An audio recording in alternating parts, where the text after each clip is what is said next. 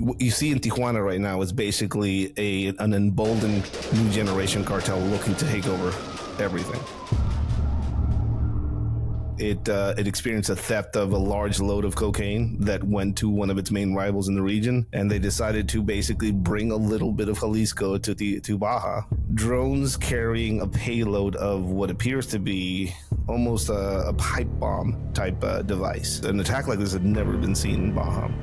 You are seeing a flood of federal agents all over Baja right now trying to take control of the situation, and it's a hammer against a cockroach. I mean, there's no way. In the past, you were seeing multiple cartels kind of battling it out for ultimate control and dominance, and now you're seeing a single one basically achieving that. You're seeing now is the solidification of this cartel organization in Mexico that is hyper-militarized. There is no other cartel that is at the forefront of technologies like these guys. They're looking for surveillance, counter-surveillance. They're looking for the capability of deploying multiple drones. So drone swarms is something that they're already kind of like interested in.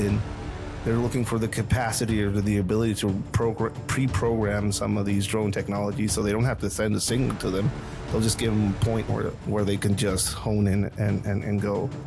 They're either gun geeks or really into some of this technology, or they're educated and they have somebody within their organization that is strategically planning things in the context of a future combat space. And if people are doubting any of that, that's why you're seeing all these wild pictures of these kids in the woods carrying around these anti-drone capable technologies that were just showcased in arms events and arms sales events. They're very much in touch with what is changing and what is coming. You mentioned sensing what's coming. What do you mean by that?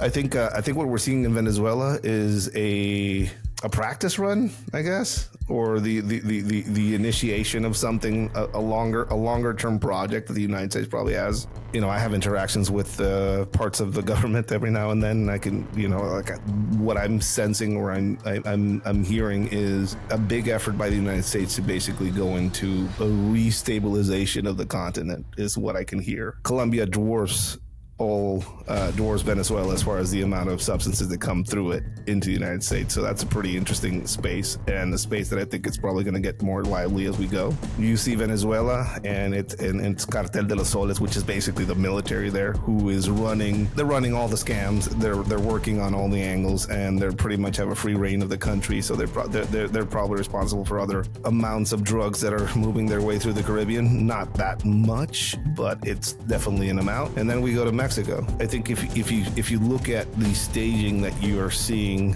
for a possible military action against Venezuela, you're seeing, you're seeing a lot of experimentation, I think. Blowing up a drug boat in the middle of the ocean, no trial, nothing. And they were just like waiting and seeing what the reaction is. And the international reaction was like, I guess this is the new normal. You mentioned earlier about Colombia being more of a threat. Why is that? I mean, the president is openly hostile against the United States. I think Colombia just lost its U.S. certification that the United States gives countries. The resurgence of violence in the region. We just saw the elimination of like the 11 or 12 special operators were killed in a helicopter, Black Hawk, with a drone.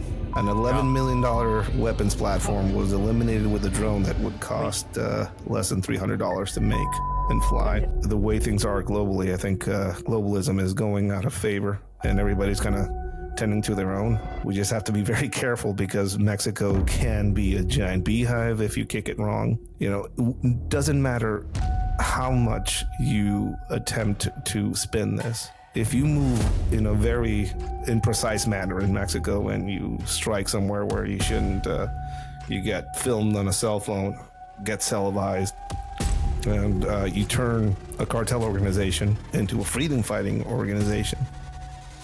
Man,